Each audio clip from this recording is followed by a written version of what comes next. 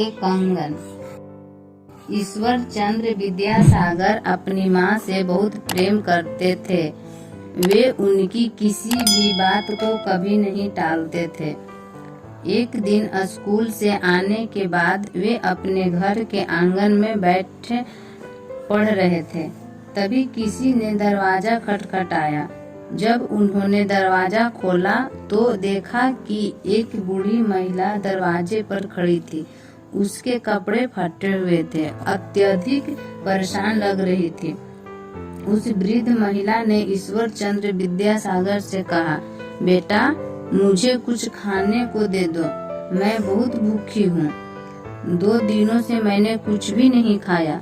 उस महिला के मुख से बेटा शब्द सुनते ही ईश्वर चंद्र विद्यासागर बहुत भावुक हो गए और दौड़कर माँ के पास गए। वे बोले, माँ दरवाजे पर एक वृद्ध महिला खड़ी है जो बहुत गरीब और भूखी है, उसे थोड़ा भोजन दे दो। उस महिला को माँ ने भोजन करवा दिया, लेकिन ईश्वर चंद्र विद्यासागर का मन अब भी उस महिला को देखकर द्रवित था।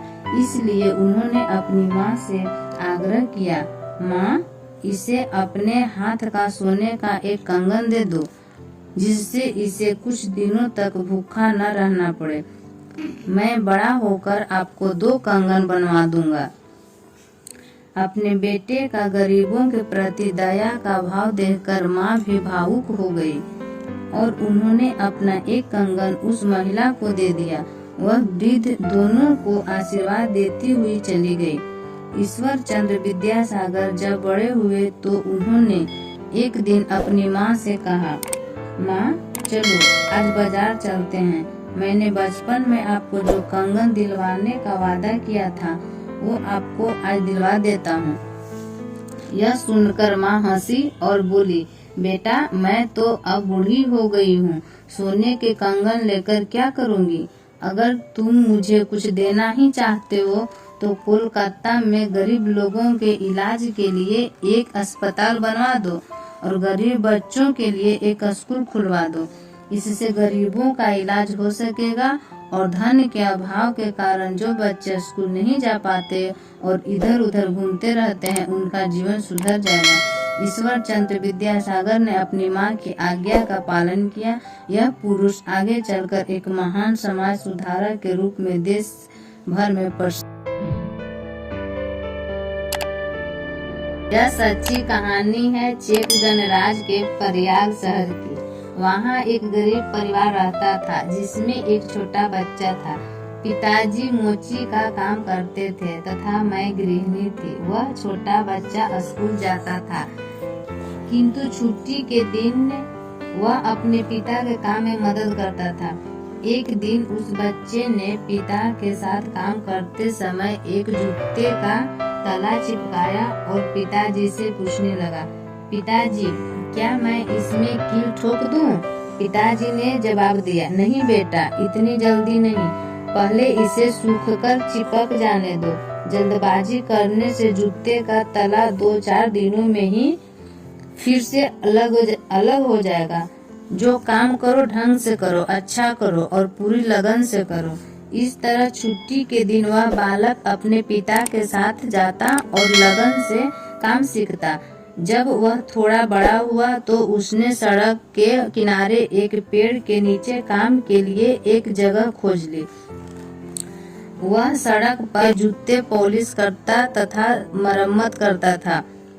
हर छोटा बड़ा काम वह पूरी लगन से करता था। जो कोई उससे एक बार काम करवा लेता वह हमेशा के लिए उसका ग्राहक बन जाता। धीरे धीरे उसके काम की बहुत प्रशंसा होने लगी। उसके पास काम बहुत था पर जगह की कमी थी, इसलिए उसे कई बार बहुत से लोगों को लौटा देना पड़ता था।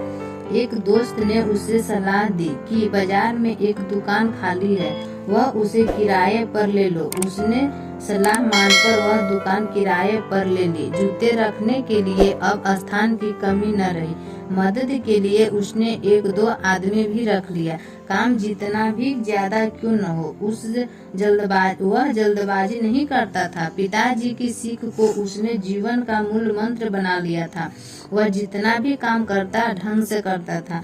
एक दिन उसकी माँ ने सलाह दी, बेटा तुम अब नए जूते भी क्यों नहीं बनाते? तुम्हारे बनाए जूते मजबूत होंगे। तुम्हारा काम अच्छा है, लोग तुम्हारे बनाए जूते खुशी खुशी खरीद लेंगे। लड़के के मन में माँ की यह बात बैठ गई। अपनी थोड़ी सी जमा पूंजी से उसने वही दुकान पर छोटा सा कारखाना लगा लिया।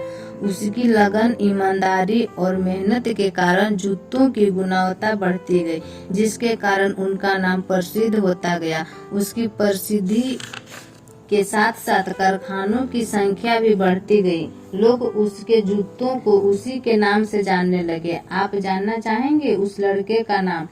उनका नाम था थॉमस बाटा। जी हाँ, वही बाटा जिसके आज आप जगह जगह दुकानें देखते हैं। इनका जन्म 3 अप्रैल 1876 और मृत्यु 12 जुलाई 1932 को 56 वर्ष की उम्र में हुई। बाटा के बनाए जूते आज घर घर में पहने जाते हैं। अपनी मेहनत और लगन के बल पर वे पूरे संसार में जाने गए। यह कहा जाता है कि किसी काम को यदि पूरी निष्ठा से किया जाए तो सफलता कदम चूमती है और वह व्यक्ति शिखर पर पहुंच जाता है। धन्यवाद।